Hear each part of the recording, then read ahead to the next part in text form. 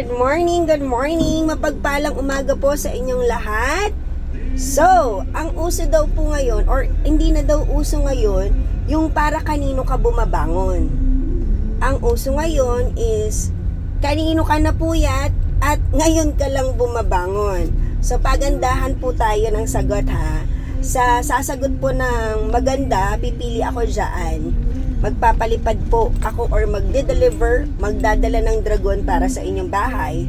And then, sa mag-share po ng aking video is magde-deliver tayo ng bulaklak dyan. So, kung nakarelate ka at lagi kang late, bumangon, mag-comment ka na dyan. Sino? Anong dahilan? Bakit late ka bumabangon? Okay, so let's grow together. Let's grow together. Oh yeah. Count me in.